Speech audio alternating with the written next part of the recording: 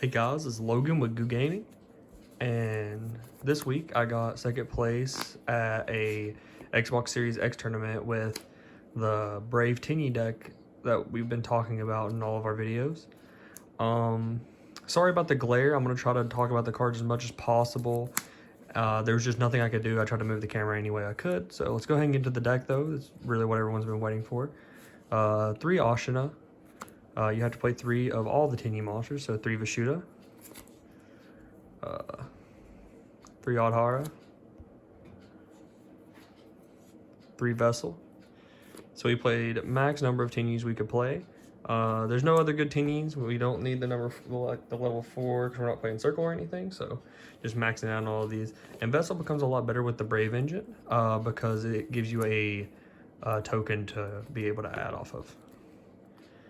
That's the 12, and then we play the Rose package. So we play 3 Red Rose, 1 Roxy, 1 Rox Rose, and the Basil Rose Shoot. This package is insane. If you draw Red Rose plus a level 7, it's like full combo. So just by itself. So this package is really good. Plus, this card is another target off Needle that gives you a bunch of bodies. So if you don't have enough space for 001 or whatever. Then we play a very small Sword Soul package. We play 1 Taiye, 1 Moye, 1 Long Young, and 1 Emergence. Oh, and the Blackout. So going forward, I'd probably cut the Emergence. The only reason we played Emergence is like a second copy of Long Young, as well as it can get to any of your Tenyi monsters if you search it off of or if you draw it and you have a synchro on board. Moye needs to be played in the deck. Some people cut it, but the reason that you need to play it is because of Lancia. If you just have Taiye and they Lancia you, it kind of just ends your combo.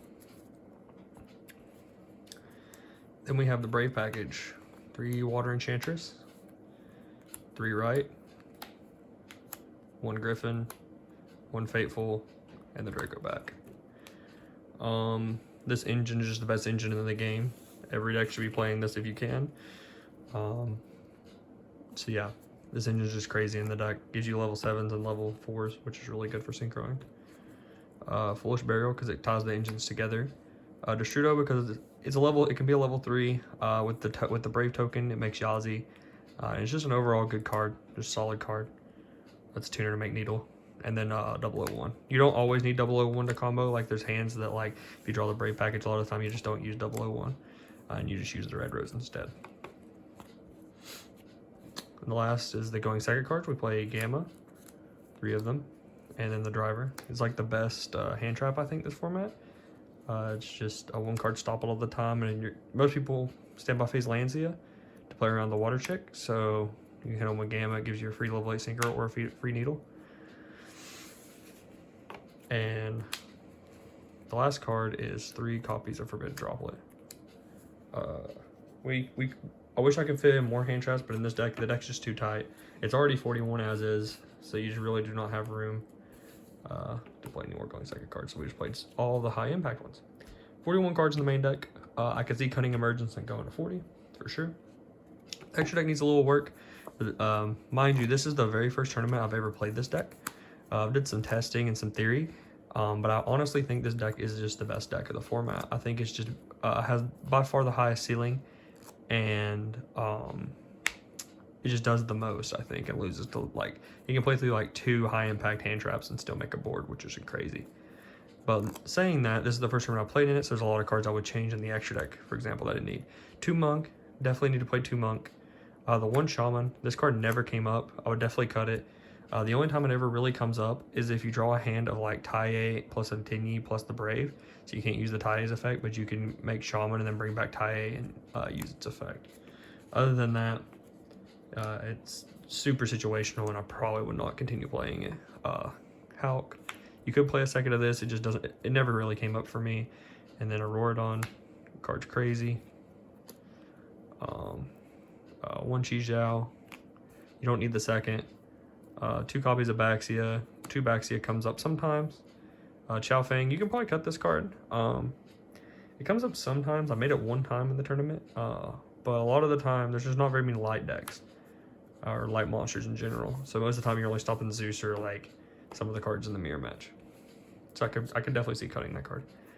Draco Berserker, this card just goes for game. It's really good against PK because they usually leave Anaconda on board, so you summon this and Rusty plus over, like attack over Rusty and then attack over Anaconda is usually game, so. Yazi, it's like your best card in your extra deck. I could definitely see playing a second of this card. The cards are super strong. It's required for the combo. Baron, the new level 10 Sword Soul. I don't know his name, but there's his name if you need to read it. This card's insane against any Brave deck. It burns them with Long Young for 36, and it just doesn't allow them to play their Brave engine, and it stops their first push. Card's just crazy good. The Sovereign Qingying card's good, and then the last card is Herald of the Arclight. You can make it in the combo if you already have access to the what's his name, the Ashina. If you already have access to Ashina, you can make this and then use Ashina with your 2 remaining level 3s from Auroradon, and make Yazi, and then full combo with this on board. And if this is on board, they cannot droplet send monsters from hand because they would get banished and you can't pay cost. So this card kind of plays around droplet in that way. There's a few cards that would come from this extra deck, but the card that definitely overperformed through the tournament was Herald of the Arclight. I thought the card was super good. Then the side deck. Side deck could change, definitely. 3 copies of Lancia. Every deck should just play this card in their side or main deck, for sure. 3 copies of Nibiru. Card's just broken. It's really good against all their Auroradon decks, which I expected some. I played against a few. Wasn't great for me, but I still think I would continue siding it. 3 copies of Lightning Storm. This card's super strong against the Flunder deck, which I didn't know how popular the deck would be. But it's also it also catches Eldritch. So I decided to play that over like Harpy's Feather Duster because it hits Flunder and some of the other weird combo decks. Red Reboot, obviously. 3 copies of Dark Ruler No More. This card is really good for the Auroradon mirrors and the Sword Soul mirror match. If you just Dark Ruler, you can a lot of the time just break their board because their only interruption is Blackout. And if you have Vishuda, you can just bounce the Blackout or bounce the worm that they have to pop with Blackout and just kill them.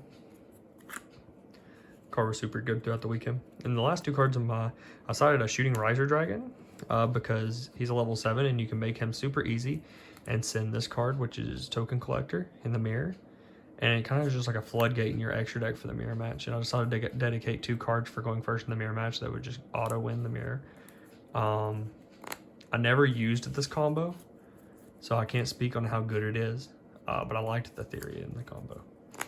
So yeah, if you guys have any questions for the deck, I can do a combo video for this deck, guys, but it will have to be a different video. It'll be a really, really, really long video if you guys want a combo video, because this deck is a lot like Dragon Link, where like, sure, there are some of your basic 2-card combos, but a lot of your hands are not the 2-card combo. So you have to play with whatever you're dealt with, right? You have to just try to combo through weird hands. And that's why this deck's so powerful, is even through like, if you open a hand of like Despot and a bunch of like bricks, a lot of the time it's still just full combo through a hand trap, and it's just, you have to see the line, and this deck is very hard and very difficult to master. So I hope you guys like this video. Make sure to comment, like, subscribe, and stay tuned for more videos, guys. Peace.